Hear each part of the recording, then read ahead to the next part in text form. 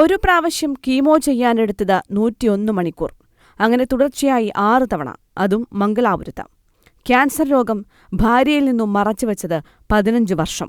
ക്യാൻസറിനെ അതിജീവിച്ച വ്യക്തിയുടെ ജീവിതത്തിലൂടെയും പഴയകാലത്തെ ക്യാൻസർ രോഗികളുടെ ചികിത്സാ ദുരിതങ്ങളിലൂടെയും സെപ്റ്റംബർ 20 ശനിയാഴ്ച രാത്രി 7 മണിക്ക് നേർരേഖ സഞ്ചരിക്കുന്നു. ഇത് കേൾക്കുമ്പം ഭയങ്കര ഷോക്കായിരുന്നു. പിന്നെ പറഞ്ഞത് സ്പ്രെഡ് ചെയ്ത് മേലോട്ട് കയറിയിട്ടുണ്ട്.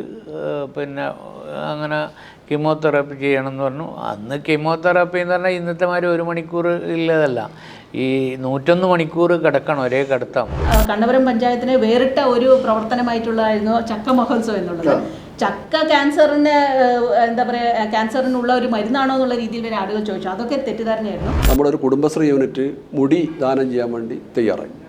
അപ്പോൾ സാധാരണ ഇതിൽ അവരിങ്ങനെ മുടി ദാനം ഒരു ക്യാമ്പ് അത്രേ അവസാനിക്കും. പക്ഷെ നമ്മളത് ഈ ക്യാൻസർ പ്രതിരോധത്തിന്റെ ഭാഗമായിട്ടുള്ള ഒരു ചടങ്ങാക്കി മാറ്റി. കണ്ണപുരം എന്ന കൊച്ചു ഗ്രാമത്തിൽ നടന്ന ലോകശ്രദ്ധയാകർഷിച്ച ക്യാൻസർ വിരുദ്ധ പോരാട്ടങ്ങൾ അറിയാൻ ചക്ക മഹോത്സവത്തിലൂടെ ക്യാൻസർ ബോധവൽക്കരണത്തിലേക്ക് ജനം ഒഴുകിയെത്തിയതിന്റെ പിന്നിലെ പ്രയത്നത്തിന്റെ കഥയറിയാൻ കാണുക നേർരേഖ.